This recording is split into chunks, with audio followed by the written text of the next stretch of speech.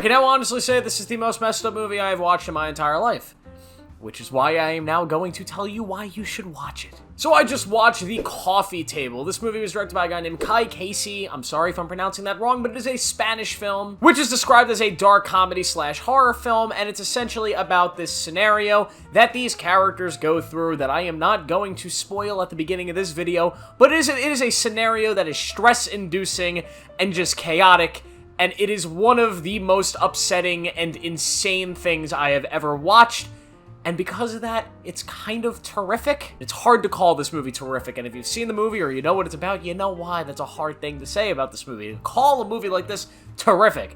But it ends up being a very interesting study of a situation that I never thought I'd ever see play out on screen, or in real life. Luckily, I haven't seen the latter yet, and hopefully I never will. So as much as this movie was very depressing and kind of disturbing, it was such an interesting psychological study in a way.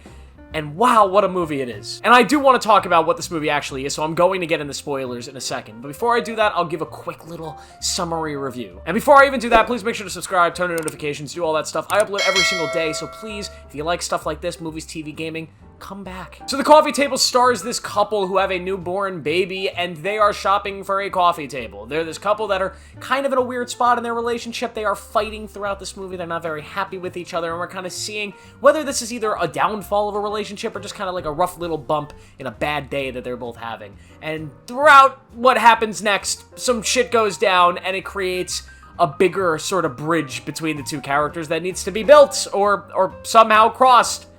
It's fucking crazy to talk about this movie without actually talking about what it's about. But I will say this scenario, if you're somebody who's sensitive to things, just in general, in movies, in real life, if you're sensitive to things that might be kind of graphic and depressing and upsetting, and you're not sure if you're willing to see something on a movie screen that you have definitely never seen before, maybe stay away from this one. But if you're somebody who's open-minded and just wants to see unique filmmaking that takes risks and chances and is trying to tell a story that has most definitely never been told on the big screen, go check out this movie. It is riveting. The dialogue is extremely well written. The performances in this movie are absolutely incredible. And this is just one of the most unique films I've watched in a while, so go check it out. With that out of the way, let's talk about what this movie's actually about. Spoiler warning from here on out. So essentially in The Coffee Table, the husband, the main character of the story, Jesus, he's taking care of the kid. They had just bought a new coffee table and he's assembling it, and it's got this glass that's supposed to be unbreakable, right? And his wife is out, she's shopping, and he's taking care of the baby, and he trips, he falls, and the baby goes through the glass, and the baby gets fucking decapitated. There's no other way to say it other than just to say it as it is. It gets decapitated, and the head is under a chair in the room, and Jesus is just sitting there like, what do you do now? And that's sort of the question of the movie, is what do you do in that situation? And I think it's one of those questions that do we really need answered? And maybe the answer is no. And do you really need to make a movie about it? And maybe the answer is no. But if you're going to ask that question and you're going to make a movie about it, exploring that question and exploring that scenario, this is probably the best way to do it. Because then the rest of the movie is Jesus just kind of living in that situation, and I guess the most human way possible, just trying to kind of delay the inevitable of having to tell his wife what had just happened. So you kind of go through this ridiculous set of events of him cleaning up the scene and then having dinner with his brother and his brother's girlfriend, and like just the craziness of what's going on and the irony and the depressing parts of it, and then the fact that they had the balls to throw in like dark comedic undertones in most of these scenes. It makes for one of the most fucked up movies I've ever watched. And I can't really say anything bad about it. And maybe I'm just messed up, and maybe everybody else that likes this movie is messed up. I wouldn't say I even like this movie, but I just think it's such an interesting and unique exploration on something that probably shouldn't be, being explored. But it's so fascinating to watch the performance of these characters and the situation they're in, and sort of study the embodiment of relationships, of human beings through this situation and this scenario. And it's such a riveting film, man. And all the power goes to David Pereira, who plays Jesus. Wow, I have never seen anything this man has been in ever before. This is a hell of a performance. This is probably, on paper, script-wise, I would label this as one of the hardest characters and one of the hardest jobs probably in the history of acting. You have to play a father that just accidentally decapitated his newborn baby. How the fuck do you do that? This man sells it probably to the best you could possibly sell it. He's very much convincing scene to scene in both the kind of grief and regret that he feels, but also this level of shock, this just bodily, mental shock and anguish that the character goes through in the film. And then Estefania de los Santos, who plays his wife, she is also great playing this woman who just doesn't really know what's about to hit her. There's a train coming and she doesn't know, and she's just great. And this movie kind of lives under that Alfred Hitchcock, the ticking time bomb rule. You know, this idea that the whole, Alfred Hitchcock said you have two characters and there's a time bomb under the table, and maybe the characters don't know about the time bomb, but the audience knows about it, and it just makes the scene so much more suspenseful and so much more impactful. This movie is that. This is the Alfred Hitchcock time bomb movie. It's what it is. The entire movie is a time bomb. You're waiting for it to go off. You know it's going to go off because it's a movie and it has to go off, or otherwise, what the hell are we doing a movie about? But you're waiting and you're waiting and you're waiting, and it stretches the tension and the suspense, and it becomes to a point where you don't want to see the time bomb go off. You do not want to see Maria find out that her kid is dead. You don't want to see the awkwardness of the scenario because you've never, me personally, and I'm sure all of you, have never seen a scenario like this. Nobody has ever had the balls to make a movie like this or tell a story like this, so you've never seen a time bomb in this scenario.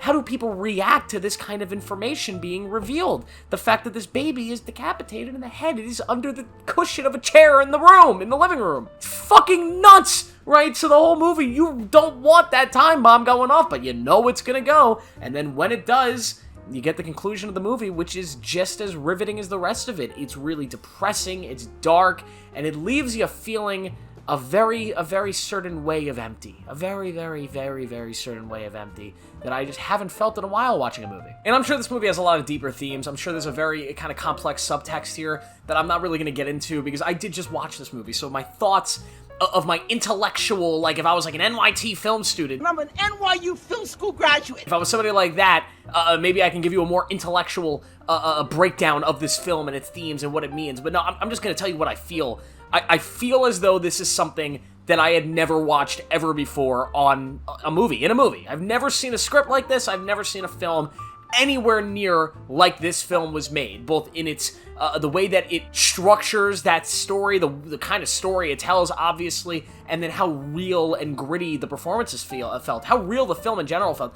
I just have never seen anything like this ever, and that is probably the biggest compliment you can give any movie. Like, in the history of filmmaking, the biggest compliment I think you can ever give anything is I've never seen anything like this, because there are millions of freaking films out there, most of which play out exactly like the other ones. Like, movies kind of phase into each other at this point, and this is truly its own thing through and through. But it is one of those films that is most definitely not for everybody. It is a film that most people watching it are just going to be disgusted, disturbed, and upsetted. They are not going to get anything out of it, they are not going to appreciate it, and they are going to absolutely hate it. And because of that, to me, it's got to be one of the best films I've seen in a while. I mean, when a movie can pull that kind of response from people, that's a great thing. And when it can pull the kind of response that I'm getting, where I've watched it and I feel kind of those things. I feel disgusted, I feel disturbed, depressed, all those things. But I can still sit back and go, wow, the filmmaking was so well done. That is one of the most ballsy and well-written scripts ever. Not just in the risk that it takes, but the dialogue is so unbelievably strong in this film. And how it's performed. Everybody involved in this film, in the production, everybody was working at the top of their game to fulfill this insane idea of this plot. And I can appreciate all that and understand that this is just a damn good film, and I appreciate the fact that somebody had the balls to make it. This is a film that would have never been made in Hollywood. There's no way a Hollywood studio is making this movie, which is why foreign films, guys, go watch more foreign films. Watch Spanish films, watch French films, watch Indian films, watch films from everywhere. Because guess what? You often find some of the most risky, exciting ideas in those types of films. Now, I'm not saying you should go watch more movies about babies getting decapitated. Maybe, because if that's the case, there's something fucking wrong with you. All right? No more baby decapitating movies. We got the one. We got the one that we needed in this world. We don't need any more. But what I'm saying is foreign films, you often see much more riskier type of films because Hollywood, all it is about making money, and most of the time with foreign films, they want to make money, but they're willing to take a lot more risks. You'll see more, movies like this.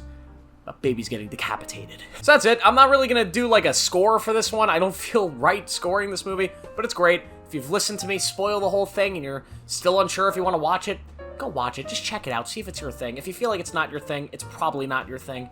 That's all I gotta say. What do you guys think of The Coffee Table? Have you even seen it? If you have, let me know down below. Make sure to like this video, subscribe for more, turn on notifications. Click the video on your screen right now to see more of my shit, and I will see you guys in the next one.